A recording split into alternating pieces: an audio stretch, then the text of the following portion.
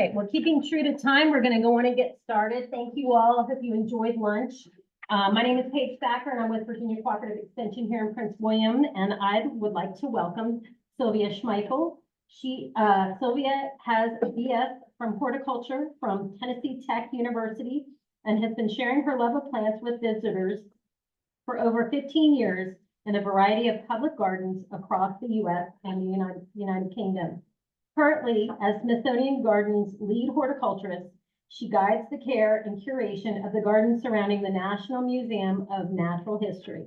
These include the Pollinator Garden, Urban Bird Habitat, and Pioneering Plants display, the majority of which are comprised of native plants that thrive through a tough urban environment.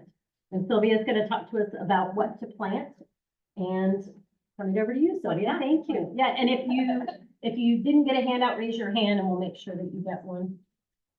Welcome. Thank you. Well, thank you all so much for coming out. Thank you for having me. How many of you all have been to this symposium before? A few of you, good. We have some repeat people and some new folks, which is really exciting because I think this has been a really good symposium and there's a lot of great information available. And so as Paige was saying, my background is I have a degree in agriculture with a focus in horticulture. So my training and experience has been in all kinds of plants, all the beautiful plants. And I, through my career, have sort of shifted towards doing a lot of public garden maintenance with native plant palettes, but I am by no means a purist. And so this talk was put together because I work with downtown on the National Mall. We get 18 million people from all over the world that come through. And I get anything from people are like, what is going on? I just want to find the front door, the museum, where are the ruby slippers? Where's the mall? We want to go shopping, you know, whatever. Where's the bathroom? And anywhere to very, interested, experienced gardeners, professionals. And I was just noticing some patterns and some misconceptions. So I wanted to sort of put that all down in a presentation and sort of dive into why we have these challenges, these problems with our landscape. So if you're here to learn about plant this, not that, you're in the right spot. If that's not where you want to be, you can go now. It's all good. I did make a handout that goes along with this. So for those of you that are joining us online, I will be sharing the digital version of that PDF so that you all can have it as well. But I find that it's easier to focus on the presentation if you're not trying to remember how to spell the Latin names or whatever as we go through. So how many of you all have walked down the street and seen this lush green landscape or something similar? And the businesses are like, oh, we're doing such a good job. We have the plants, there's trees, look, we have a bench, isn't it great? And I look at it and I'm like, there's so many invasive plants there and they're just going to spread. So, is it gonna work now? Mm-hmm. Oh, it didn't go? Try it. I may be trying. fussing with it. Be So. pretty close. Hold on. Hold on. Okay, now try it. I clicked on the. Aha! All right, so I work for the Smithsonian. I'm part of a unit called Smithsonian Gardens.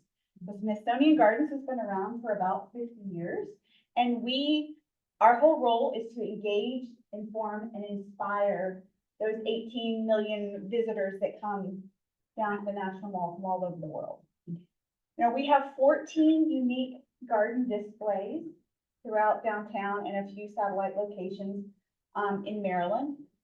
We are our own accredited museum through the American Alliance of Museums, which just means we have our own collection items. We are a living museum. So just like the zoo, they have living animals and they are part of the living collection. We also have a living collection with our trees, our perennials, and they have accession tags. So just like the Hope Diamond has an accession number, our 150-year-old elm tree that has survived Dutch elm disease also has an accession number.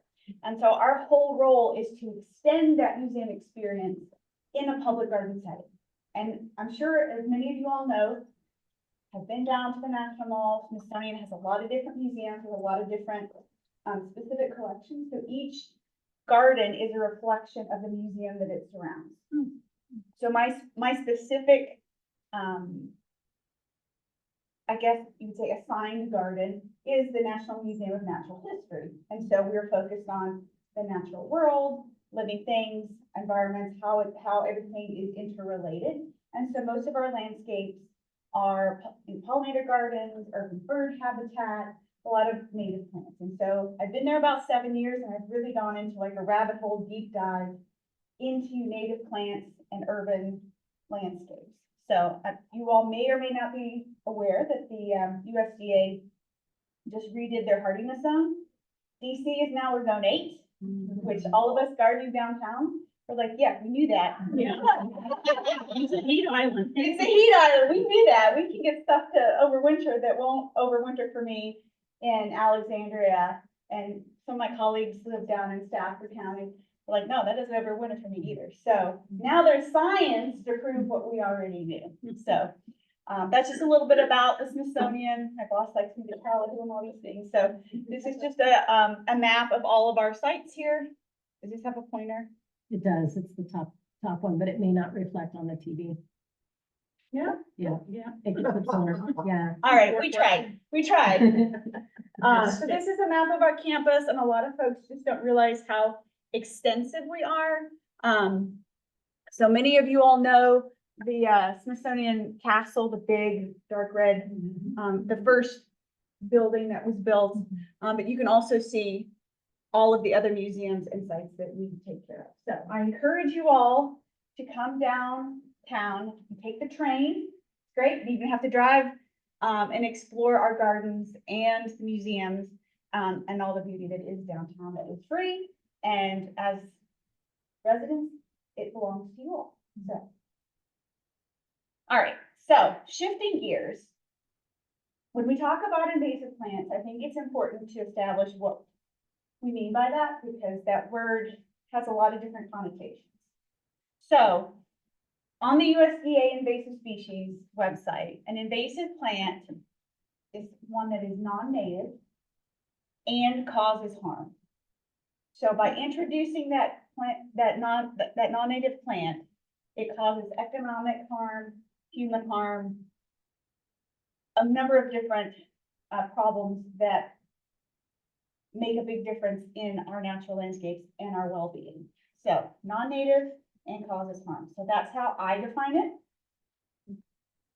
And one of the things that's important to understand about invasive plants is how they manifest themselves in our landscapes, and that causes them to be problems, right? So just because a plant is not native, if it's well behaved and it's not causing harm, in my book, if it makes you happy, add it to your list. If it's not causing any harm. So I put this picture in here because I grew up in the South, and I was a lot older than I'd like to admit before I realized that kudzu was not a native plant and that honeysuckle was not a native plant. So I just remember driving down the highway as a kid, you know, and just seeing this kudzu and just thinking, what a weird thing. Isn't this cool? No, it's not. It's not supposed to be everywhere. So some of the characteristics of invasive plants are they grow very rapidly in our climates. They produce an enormous amount of seed. That seed is very good at germinating. It has a very high germination rate, and it disperses very well. These plants have mechanisms to disperse their seeds very well. So if you think of a dandelion, you blow it, the seeds go everywhere, and you have 50 dandelions. That's an example of some of these mechanisms that make these invasive plants spread so readily, right? So the other challenge that we have is that they grow very vigorously on the vegetative end as well. So you have the reproductive end with the fruits, seeds, dispersal, then you also have vigorous vegetative growth. And so sometimes it's because where these plants are native to in the world, the climate or the region that they are native to, the other plants in that ecosystem are growing just as vigorously, so they're keeping each other in check. But you have different components here. So the challenge is these non-native aggressive plants that are causing harm are out competing our native flora and not providing the benefits to our ecosystem that we want. So they're non-native, causing harm, they outcompete, right? So the use comes at a high cost. And when we say that, you can look at it a lot of different ways. So this one study I found on the Department of Conservation website, which is nearly 20 years old, I almost fell over. I was like, oh my gosh, I remember 2005. They estimated $120 billion of losses each year due to destruction from native or non-native plants, these invasive species. And I can only imagine what it is now.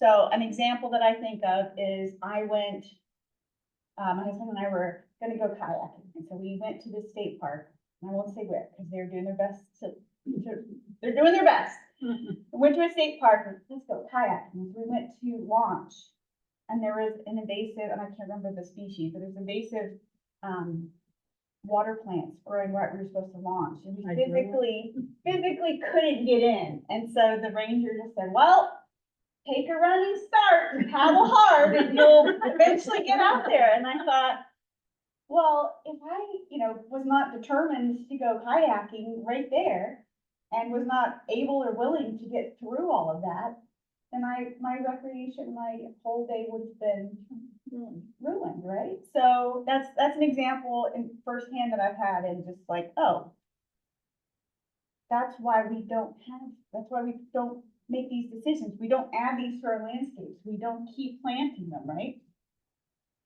So some of these long-lasting effects, this is from the USDA Forest Service. So they estimate that there has been a decline by 42% of endangered and threatened species. And about half of those 42 species their main cause of decline has been as a result of native or invasive plants. Whether it's habitat loss and destruction, fragmentation. And so to me, that says we can really make a difference by just being smarter about how we're managing our lands and our communities and how we're identifying and talking about it with each other and with other folks. So these long-lasting effects, you all can read, I don't have to read it to you, but they degrade wildlife habitat, they result in poor agricultural soils, they degrade our water quality, they increase soil erosion, and they decrease, I can't go kayaking, they decrease my recreation opportunities. And they just limit your plant diversity in these native spaces. So one of the things that I like to do is to understand the why, right? Like I work in public gardens, I work with a lot of people. And so I'm trying to understand, how can I communicate how awesome our native plants are, how beautiful they are, to someone who's just like, well, it's not really my problem. I mean, all my neighbors plant this plant, so it can't be, I mean, I can still buy this plant. What's the problem? Like, I don't have a lot of money. I'm not a millionaire. I just want what's cheap. So understanding the why of why people have planted these plants, continue to plant them, and then continue to leave them in their landscapes, in their neighborhoods. So I want to applaud you all for showing up today and learning about these problems and how you can educate yourself and work within your communities to make a difference and to help educate your neighbors and your community leaders and your stakeholders in making these landscape decisions and these community well-being decisions. So I want to promote positive change, and so that's why we're here, right? So this is just sort of a hierarchy of actions in the way that I think about maintaining a landscape or working in your garden, or maybe you're new to gardening and you don't know a whole lot yet. You're just overwhelmed. Where do I start? Sylvia, where do I start? I don't know what I'm doing. Well, I think the first thing, one of the most important things that we can do is just identify what these invasive plants are and remove them. I feel like we just do that. That's huge, just getting them out of the equation in the space that we're working. And then do our best to eliminate the use of pesticides and herbicides. We don't have a lot of long-term data on how some of these chemicals we're using affect wildlife. We know that some of it's not so good, so the less that we use, the better, more confident that we can be that we are supporting landscapes that are usable to our wildlife. I also encourage people to keep the plants they love if they're not causing harm. If your mama gave you a rose bush that was your grandmother's, and it's important to you, you should have it in your landscape. That garden, you are part of that habitat. That is a usable space, and it has value and it has a function. It doesn't have to just be native plants all the time, 100%. That's my take on it. And then I encourage people to just add more native plants as they're comfortable. I have a lot of folks who are not gardeners. They don't know what an echinacea is. They don't know what a redbud is. And so some folks are just starting from step one. And so I just want to be encouraging and inclusive and support making incremental changes. So I'm going for progress, not perfection, when I talk to folks. And just continue to add a little bit at a time, native plants, monitoring for those invasive species that we don't want. Also in how we maintain our landscapes and manage our landscapes. On the National Mall, we don't cut, at least in the gardens that I help take care of, we don't cut back everything in the fall. We don't put the garden to bed, so to speak. So we leave up those sticks and stems and all the leaves, and that's a different aesthetic than what most people are used to seeing. And so we leave it up, we leave those seed heads, and we have a sign, and it says, hey, we're not lazy, we're doing this on purpose, because wildlife need this for, pollinators need it for their overwintering sites. The birds need the seeds and food sources. So this is intentional. And so changing that thought, that acceptable aesthetic, and showcasing, hey, this is a managed site, this is a thoughtful, curated space, and this is intentional, and this is beautiful, right? Brown is a color, and death is a part of life, right? So I'm just encouraging folks to think about things a little bit differently. And hopefully by being positive and encouraging, people are having better connotations with native plants, native landscapes, and this different way of caring for these gardens and habitats. And then if you really get into it and you want to do a lot of habitat restoration, or you're want to turn your piece of property that used to be a forest long ago, and then maybe it was farmland and you want to return it to that, you could really go down a fun rabbit hole finding ecotypes and very specific regional natives, but most people are not quite there yet. So that's sort of the ultimate goal, I think, when we're looking at native plants and habitats. Yes. So I tried to look at this very systematically, and I researched and cross-referenced a lot of different lists of invasive species and resources, and there's a lot of really great ones out there. There's just a few. And also these resources are listed on the back of your handout, so you don't have to scribble down the websites very quickly. So I wanted to categorize these invasive plants by the function or the reason people put them in the landscape. And then talk about the alternatives that fulfill that same role within the landscape or within your garden. So here's an example of a Norway maple. I think a lot of us have probably seen this before. I mean, you look at, oh, it's a great tree. Trees are great, aren't they? Well, not so great. What's something else that we could do? It provides seasonal shade, right? How about our black gums? That's an often overlooked native plant. Red maples, I mean, it seems kind of obvious to some of us, but we've got a lot of beautiful native plants that are fulfilling that same function. Paulownia trees.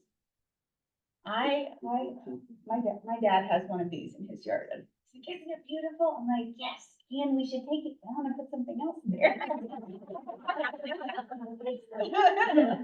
But it's fulfilling the role of a flower, and you think, oh my gosh, isn't it so beautiful, right? Well, we've got some beautiful native flowering trees, just a few, like the tulip tree. Look at that catalpa. I could swoon for a catalpa. I mean, look at that, look at that. Lots of different magnolias, not just the sweet bay, not just the southern magnolia. We have lots of lovely magnolias that come in different sizes for big yards, small yards, near the house, far away. Horse chestnuts. This one, oh. When I was studying horticulture, one of my professors said, the only way to prune a calorie pear is to cut it off at the ground.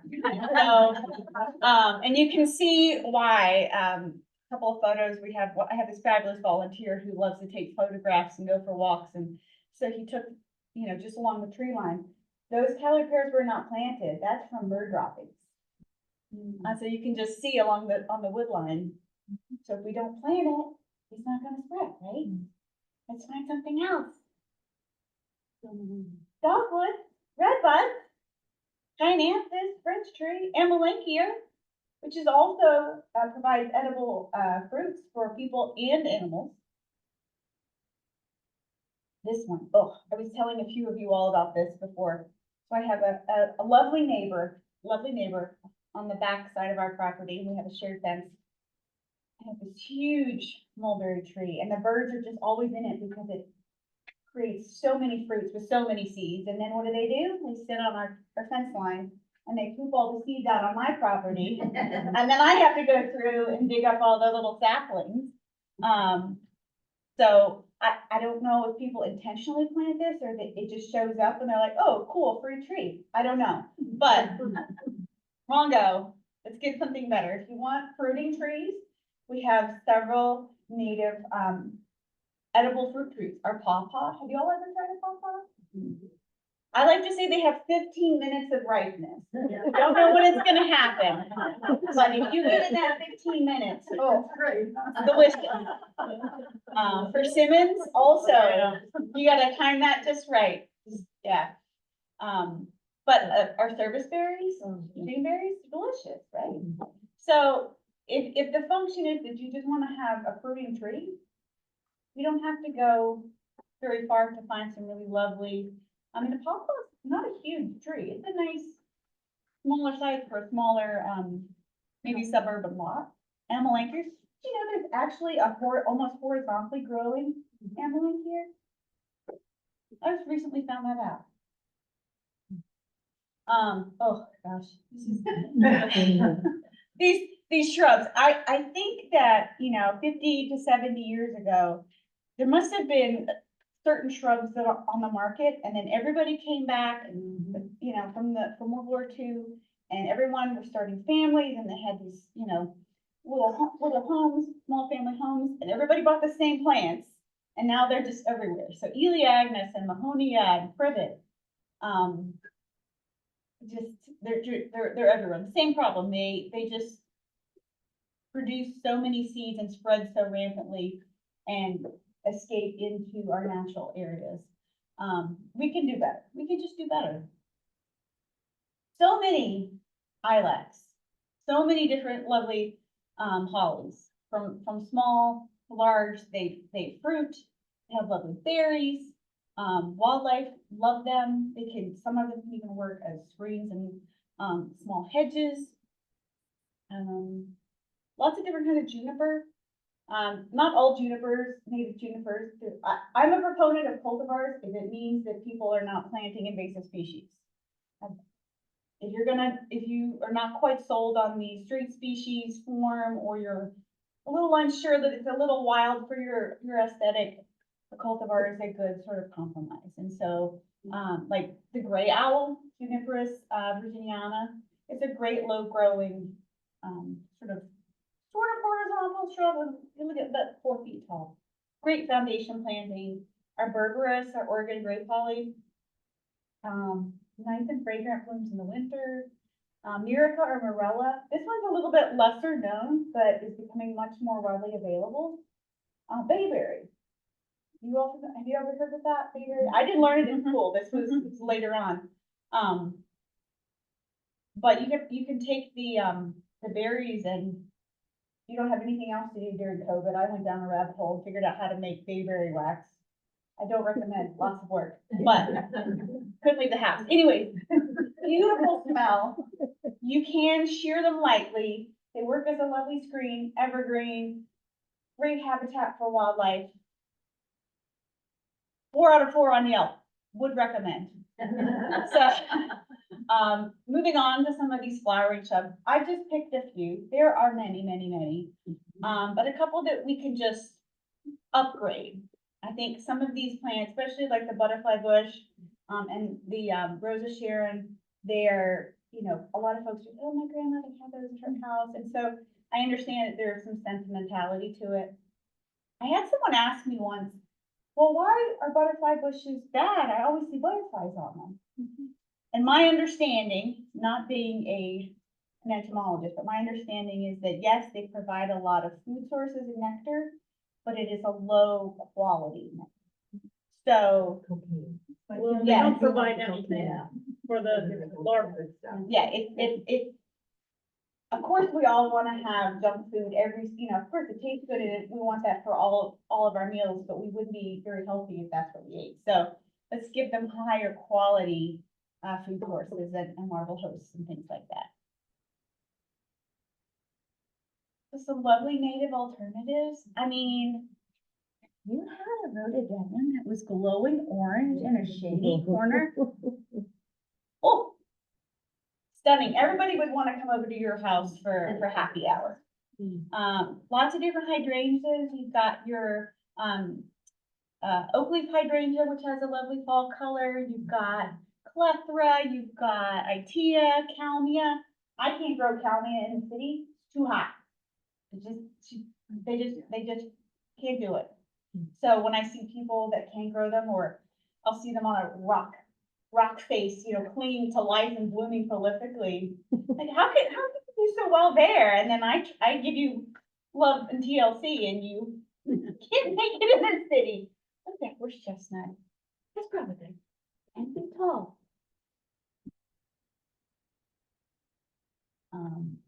Viburnums. This is one that was I became aware of a little bit more recently. So about 10, 20 years ago, I think the double file and the Korean spice viburnums, they were all the rage. They're so prolific, and they smell good, and they're nice shrubs. And then we found out that they are escaping into our natural areas. And so we've got to sort of strategically start replacing those with some better alternatives. And we have so many native viburnums that fulfill a lot of different shapes and roles. And so if design and aesthetics are important to you, especially in a more formal landscape, there's a viburnum for every need. No, some of them are semi-evergreen, some of them are very fragrant, some of them are deciduous, some of them are very tall, like full tree form, while others are more shrub-like. So there are just a few that I've worked with that do really well. I really love the viburnum nudums, the winterthurs. They're lovely, and they don't get very good. So they don't get very big. So they're great for small urban spaces. Oh, how many of you all have been in the woods hiking, especially in the fall, and you just see like red, and you think, oh, what lovely thing is that? And you get it closer, and it's just enormous. Stupid barberries too. Anyways, Nandina, barberry. I think the reason people plant these is because they do have such lovely red color, especially in the fall. They do have the lovely red berries, but they just get out of control. So I also think people planted purple barberry under windowsills because there was the thinking that if you had something sharp and thorny, people wouldn't break into your house. I don't know. I mean, I definitely wouldn't want to mess with a barberry, but I was actually told that in the nursery. yeah, Years ago. I feel like, 15, 20 years ago when we bought a house. yeah, I feel like that was yeah. Somebody had a whole campaign going. I don't know. Home security by barberry. I don't know. But, lots of other native alternatives that are lovely. Lots of different cultivars that are coming on the market that have a slightly different, more compact habit or, slightly different foliage, like the fothergilla, they have some that are like extra sort of silvery gray, and very romantic. But, if you wanted to get the straight species, those are also lovely, and they all have lovely fall foliage. Oak leaf hydrangea, Itea. And these are great options that aren't thorny and aren't invasive. So before I worked at Smithsonian, I worked down near Mount Vernon. And, it's a very well-established neighborhood. Folks have been living there a long time. I moved up here I moved from an area where we didn't have all this bamboo. Why would people planting this? What are they building things? What's going on? And I mean, it would just be acres, and you just couldn't get rid of it. It didn't matter if a napalm would have just stunted the growth. It wouldn't have made a difference. And I ran into a neighbor who had lived there for 7 years. It's like, wow, that's great. And she said, there used to be the thinking that you would plant bamboo along the property line and that would act as a living fence. But if you don't do anything for 70 years, it just takes over. So, there are 1 or 2 strains of, I think the common name is river cane. It is a, bamboo type thing that is native, but I wouldn't even encourage it if you're at any point not sure 100% that it's not going to be a problem.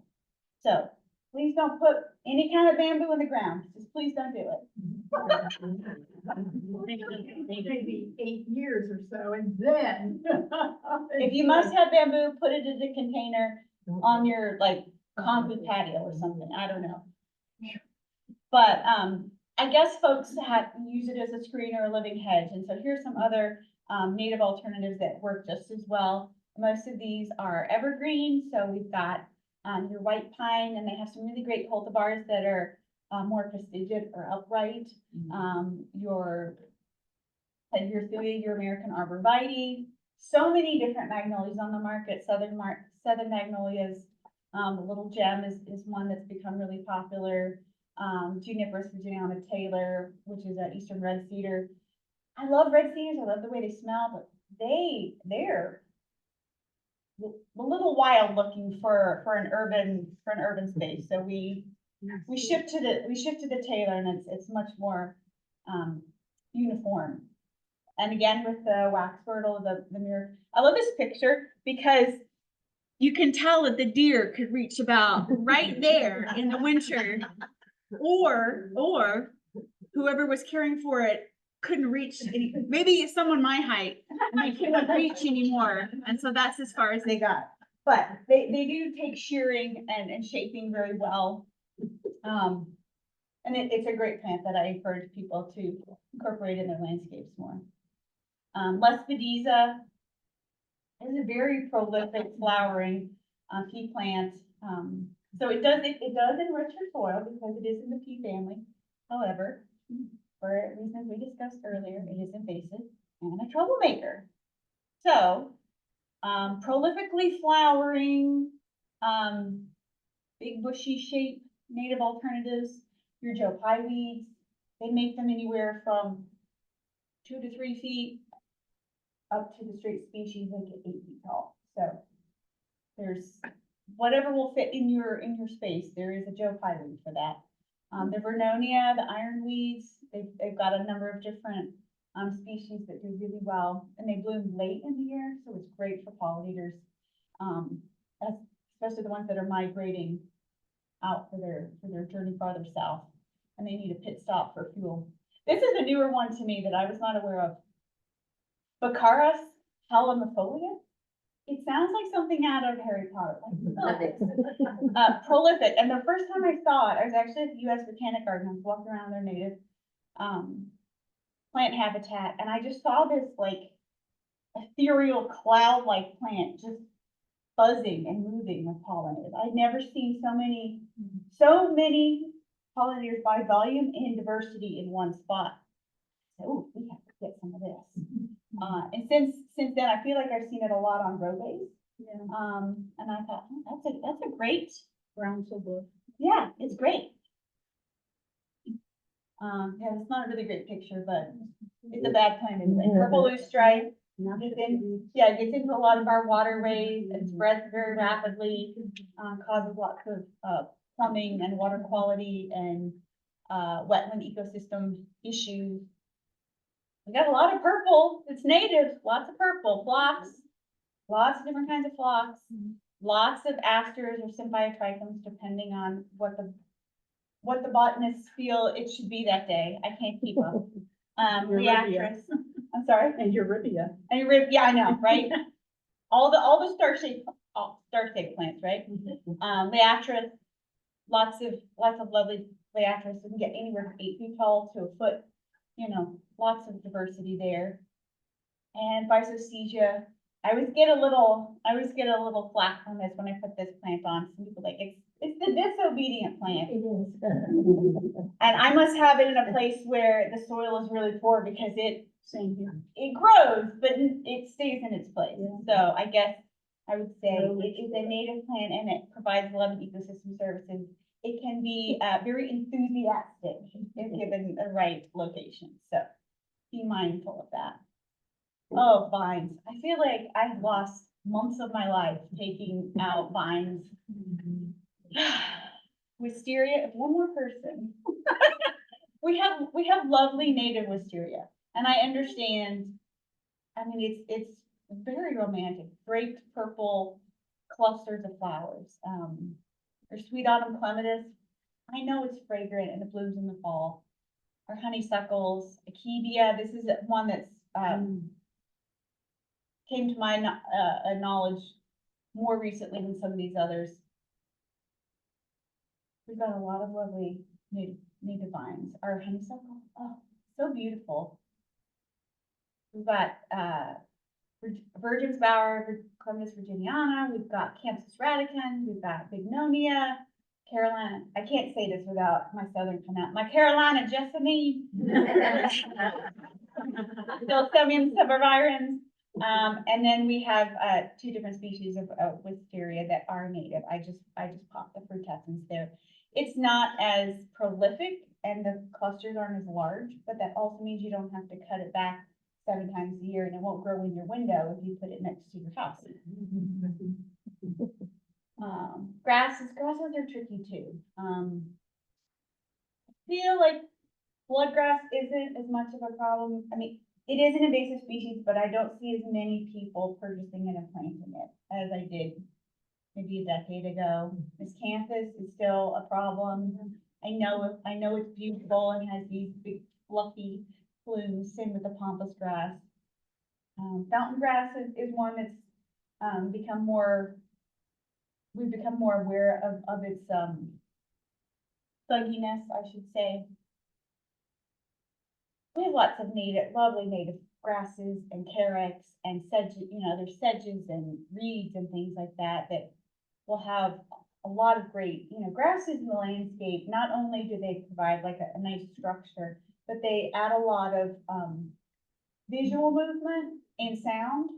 And so, that's a very specific niche in your landscape. And so there are a lot of different grasses, and sometimes you just have to go to your garden center and rattle the grasses and see if you like the sound or not. And, just see which one speaks to you, right?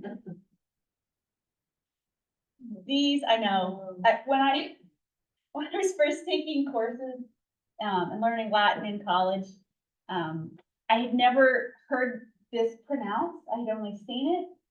And so I was like, what how do you say this? Liriope? And they're like, no, Liriope. And it took a lot of practice. Lirio? I mean, people use it all the time. And unfortunately, you know, you see it being used, it works because it covers the ground. It's inexpensive. It spreads readily. Your neighbor has it. And it's really hard to tell people like, oh yeah, I know what you have is working and it's free. But maybe rip it out with a lot of work and find something better. It's a hard sell. But we do have so many lovely Carex, and full nerd alert moment. Mount Cuba Center up in Delaware, they do these fabulous native plant trials. And last year they released their Carex trial results, and we were all so excited. We were like, the Carex trial is coming out, everybody. So that's how you know that you've made it to full nerd level plant lover. You get excited about this, but lovely different colors and textures and heights. I mean, this isn't it like an urban site that's, well, maybe much more formal and stylized than some of the more loosely designed landscapes or natural style landscapes. But I mean, that's a Carex, it's a native plant, and it looks very intentional and manicured. And it's well behaved, and it's providing ecosystem services, so. A few more of these ground covers, English ivy, vinca, you know, Lizomachia. This is the creeping Jenny that I see that sold a lot. And it's a lovely lime green color, especially in your containers when you're trying to get just the right shade of green. But it will just keep growing and growing and growing. So gotta stop that. So a couple other lovely native ground covers. Our Parthenopiscus quinquefolia, our Tiarella, Heucheras, you know, that sort of all of those lovely things. Pachyra aurea, which is a really low ground cover that has sort of rosette foliage, and then it has these lovely yellow, sunshiny aftershade flowers in the winter. Well, yeah, late winter, early spring. Mine downtown in zone 8 are in bud right now, so yes. Never mind. Caltha palustris or marsh marigold is a nice one. And then I don't have a picture of it, but our native ginger or wild ginger, which is a really unusual shape. And I added this in here because I guess we don't think about it a lot, but some of these bulbs that we plant for seasonal interest, our Spanish bluebells, Hyacinthioides, lily of the valley, the star of Bethlehem, the Arometallicum, and the Leucojum. Like we have, you know, 15, 20 years ago, someone planted 5,000 Leucojum in the garden that I take care of, and so now I get to dig up 5,000 Leucojum and see which ones I missed. But you know, and it's a pain, but it's you know, we are supposed to be talking about sustainability and native plants and habitat, and we have to show that we are making strides to improve what we're doing. As we know more, then we do better, right? We can't. We're all just doing our best and trying to make improvements. So we have so many lovely native bulbs, and I kind of put a lot of ephemerals in here because they fulfill the same landscape role as a lot of our bulbs around the same time frame. So our trout lilies, our Virginia bluebells, oh, they're so beautiful. And blue. Blue is such an unusual color, a rare color in nature, like a true blue. I mean, who doesn't love a Jack in the pulpit? Looks like a tropical little gem there. Bloodroot, Camassia, some of our native anemones. Just lots of lovely ephemerals. And this is just a list of resources that I've added to the back of your handout. This is just the start, but there are a lot of great things out there, especially for Virginia and the Mid-Atlantic. They've done a lot of really great research and free publications, many of which are available on so with that, I want to thank you all for coming and listening to me talk about plants, because I talk about plants all day. And yes, I know that my celosia is not native, but it matched my pants, so for the photo, I had to have, something pink. So if you all have any questions, please feel free, to ask questions and, shoot me an email or follow us on Instagram, Facebook, and Twitter. We also are, this has nothing to do with native plants, but, we are hosting a biennial orchid, show up at the, Kozad Courtyard, which is a lovely thing to do in the winter when it's cold and nothing's green yet. So the portrait gallery has a lovely, indoor atrium, yes, for lack of a better term, and there's just, hundreds of these beautiful orchids that are never usually on display because they are tropical orchids. So every other year we do, anyways. With that, any questions? Thank you for coming, yes. A lot of people who plant, non-natives, shrubs and ground covers are doing it as foundation plantings, and they like it because it's evergreen. Which of the natives would solve that same problem? We go back in there. Oh, hold on. Do it. I just have the chat open, That sorry. is tricky. Could you do Abelia? Or Is like that service- slightly, Abelia considered native? No. I think the packra, I mean, it's not a vine, but the packra does stay green. Your carrot, Berry holly is about it. Berry holly. Yeah. American holly. And they Well, small, I'm not that sure how so you big. call it, Yeah. It's short enough. Yeah, like a ground cover. I mean, a lot of And your, for ground your Carexes will fulfill that function. Some of your Tiarellas, they will send out runners and they will act as a ground cover even if they're not blooming. But yeah, that's, I run into that a lot, yeah. The spurs, yeah, they're kind of semi-evergreen, yeah. Yeah, it's a tricky one. I would say just try to get one that's not on the invasive species. Well, and understandably, sometimes native plants take a little bit longer to establish than some of these others. And so it may be that while you're getting your native plants to establish and spread, you might pop in a few, temporary things just to hold the soil in. So, Red twig and yellow twig. yeah, that's a great one, yeah, Beautiful. because you can just, they will spread out and, really hold soil well, and then you can air layer The them, winter and the. yeah, or layer them into the soil. That's great. It's called what, red twig and yellow twig? Yeah, so your Cornus species, so it's, Cornus alba, but the red twig and yellow twig dogwoods that are native, you can literally cut them and put them in a container of water and they'll start to root. So if you have one already started, you can actually take those very bendable, twigs is the right, but the canes, bend them down to the soil and like put a rock on it or something, and it will root. And you can get it to spread more readily. They're just not good in front of windows. Unless you cut them down. Yeah, exactly, what you can do. I find that wild. Oh, the sedum tornado? Yeah. That's a pretty well. years, and it's basically, and of course, it's one of the first things to bloom. Yeah, if you don't have foot traffic or dogs like Yeah. that. But yeah, they're great, yeah, they're great. It was in our last talk here. Tornado? Yeah.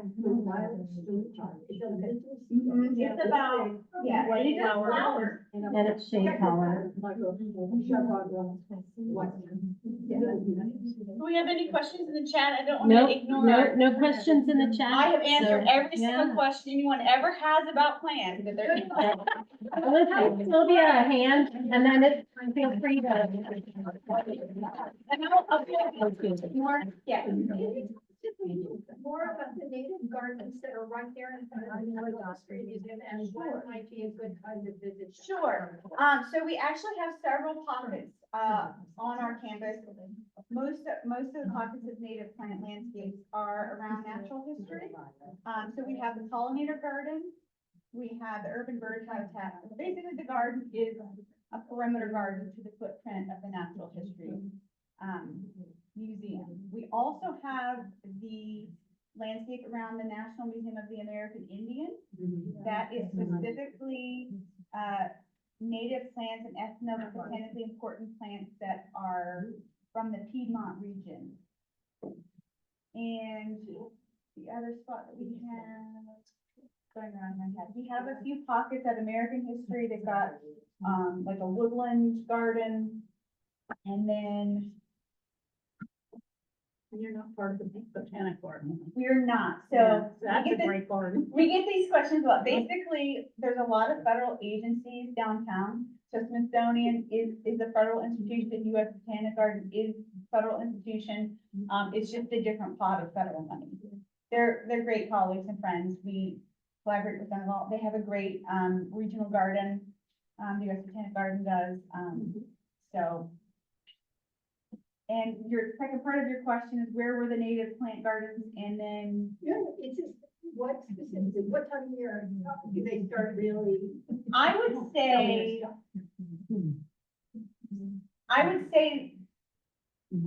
April, Yeah. April, you'll start to get your ephemerals.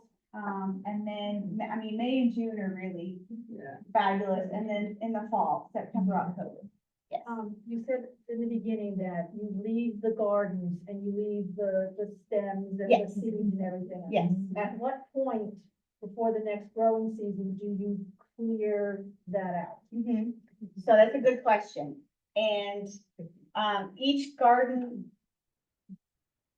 every space is gonna be slightly different, right? So I talked to an entomologist that we had on staff, because I was like, how do I know? Like, how, I don't wanna like evict all of the little, invertebrates that are in there. How do I know? And she said, when you see insects flying around during the day, and or when the daytime temperatures are consistently 50 degrees or more for 3 days or more at a time. Now, the 80 degree day we had in January, that is not consistent, right? So, when you're out in the garden and you start to see flies, and you start to see, the cold bumblebees that are like drunk college students, that's when you know, okay, I can start to cut things back. Or if you're like, I cannot look at this stand of sticks anymore, it's driving me nuts, I don't like being in the garden, you can cut it back and just leave that bundle in a back corner.